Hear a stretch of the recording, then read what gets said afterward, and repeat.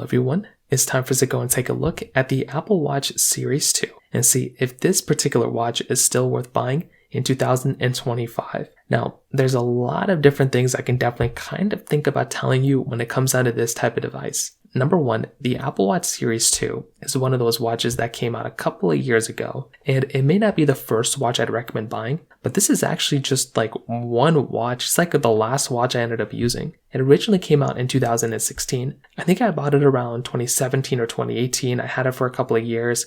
I switched over to my Apple Watch Series 4, and I've been using an Apple Watch Series 4 since then. So this one isn't that old of a watch to me, but it is a pretty old watch. It's like coming up to like 10 years old now. Now, a big thing I can definitely tell you is that when you're looking at this type of watch, I think for the most part, it still looks pretty good. I know it still feels pretty premium, but you can see this thing comes out in a 42mm size or a 38mm size. It really just depends on which one you actually like, which one you picked up. I will say that 38mm size now with that screen, it definitely shows its age. Definitely feels like an older type of watch. Whereas the 42mm one, I think is more up my alley. I think that's the one that looks probably more modern to a lot of people. And I think that is probably a better looking one in my personal opinion. Now the displays themselves, they're not the nicest display. They get 1000 nits of brightness, which I think is still very good. But if you're in the market and you wanted to go and pick up a different type of watch, well, it might make more sense to go and buy a different watch that is going to be giving you better capability. Unfortunately, this one is kind of showing its age when it comes down to it. And you will definitely notice that this is an older styling of watch when it comes down to it from that side. So that right there is one of the big things to keep in mind.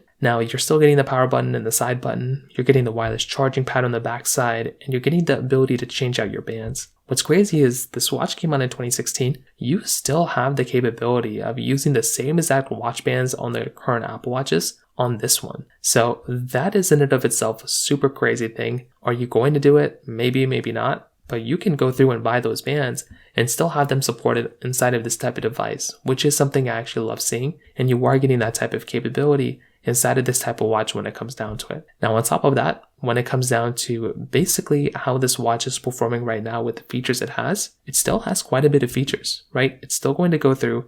It's still going to give you the capability of connecting to some iPhones. It's going to allow you to basically change, check your notifications, monitor your steps, view maybe your workouts that you're doing, different things like that.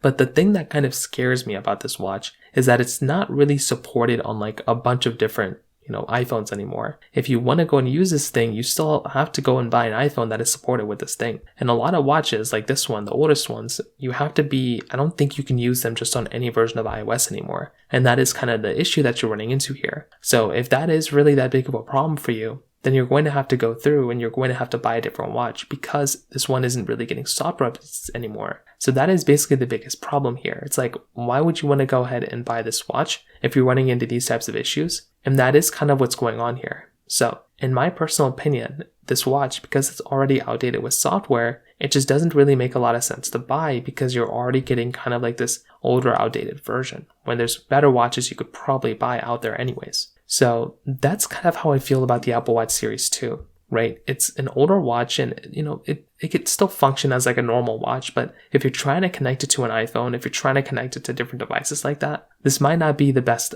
option for you. There might be some better devices out there that might be better, and those ones would make a lot more sense for you to go and buy rather than this one. So in terms of that kind of covers it up there. If you have any other thoughts or questions, please let me know in the comment section below. Hit the like button, that would mean so much, but definitely hit that subscribe button. More importantly than everything else, I love every single one of you guys. Hopefully I'll catch you guys in the next video. Peace out till then.